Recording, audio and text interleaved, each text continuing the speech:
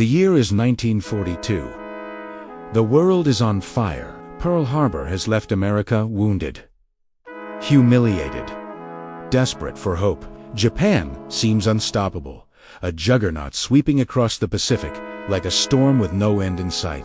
The rising sun casts a long, dark shadow over the free world, and a feeling of dread grips the Allied nations. In the halls of power, a desperate gamble is conceived, a plan so audacious, so utterly unthinkable, that it bordered on madness. From the White House, President Franklin D. Roosevelt issues a command that shocks the highest echelons of the military establishment. His directive is simple, yet its implications are staggering.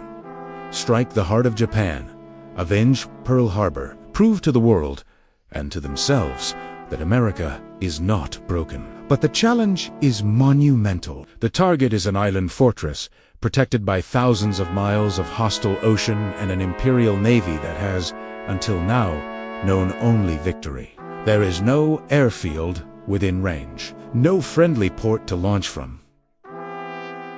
The mission sounds impossible. The plan is born of desperation and ingenuity. 16 B-25 Mitchell bombers, medium-range aircraft designed for runways of solid earth, would be launched from the pitching, steel deck of an aircraft carrier sailing deep into enemy waters. No bomber of that size had ever taken off from a carrier before. The margins for error were non-existent. The pilots would have less than 500 feet of runway, a fraction of what they needed. Too slow, and they would plunge into the icy Pacific. Too fast, and they could lose control. If they failed, the psychological blow could be catastrophic. The world, teetering on the brink, might finally fall into darkness. To lead this mission of no return, the military needs a special kind of man. They find him in Lieutenant Colonel James Jimmy. He is more than just a pilot. He is an aviation pioneer, a record-setting daredevil with a doctorate in aeronautical engineering. Doolittle is known for his intellect, his meticulous planning, and above all, his absolute fearlessness. He understands the risks better than anyone. He knows that the mission is a one-way trip, with no plan for landing the bombers after the raid. He is a leader willing to risk everything, not for glory, but for a glimmer of hope in a world consumed by war. He personally selects and trains his crews, 80 men who volunteer for a mission whose details are a closely guarded secret. They only know it is the most dangerous mission of the war. April 18, 1942.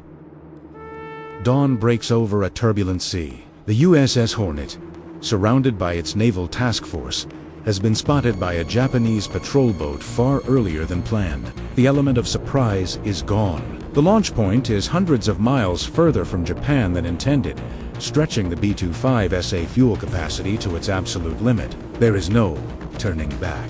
At 8:20 a.m., the order echoes across the windswept flight deck, a command that'll seal the fate of 80 men. Launch aircraft. The sea is violent. Green water crashes over the bow. The winds are brutal, threatening to tear the massive bombers from their precarious perch. The first plane, Doolittle's own, revs its engines to a deafening roar. With brakes locked and flaps down, it strains against its restraints. Then, released, the bomber thunders forward, a metal behemoth hurtling toward the edge of the deck. For a heart-stopping moment, it dips perilously close to the waves before its wings catch the air, clawing its way into the sky. One by one, the other 15 bombers follow, each a terrifying drama of steel, skill, and sheer will. Each plane lifts off the deck with only feet, only seconds, to spare. Against all odds, they are airborne. Their target, Tokyo. For hours, they fly low over the waves, a fragile line of silver birds on a journey into the heart of the enemy empire. They maintain strict radio silence, alone in the vast emptiness of the Pacific. Then, land appears on the horizon, the coast of Japan. The crews brace themselves. This is it. The sky over Japan, once considered inviolable, erupts in flames. Flying at rooftop level, the raiders unleash their payloads on factories, military sites, and strategic centers in Tokyo, Yokohama, and other cities. The physical damage is small. a pinprick against the industrial might of a nation at war. But the message is enormous. It echoes from the Imperial Palace to the farthest corners of the globe. Japan is not untouchable. America is still alive. America is fighting back. But victory comes at a terrible price. The mission is only half over. As they fly west toward their designated landing zones in unoccupied China, their fuel gauges plummet toward empty. Fuel is gone. They are still bound by radio silence, unable to coordinate or call for help. Ahead, a storm gathers. A wall of impenetrable darkness and violent weather. The hope of a safe landing evaporates with the last drops of gasoline. Night falls. At 10 p.m., the aircraft begin to die. One by one, their engines sputter and fail.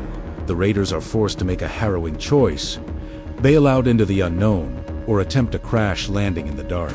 The sky becomes a terrifying scene of chaos as 80 men abandon their planes. The aircraft crash into darkness, slamming into mountainsides, rice paddies, and forests across eastern China. The crews bail out into freezing rain and gale-force winds, descending into a hostile and unforgiving landscape.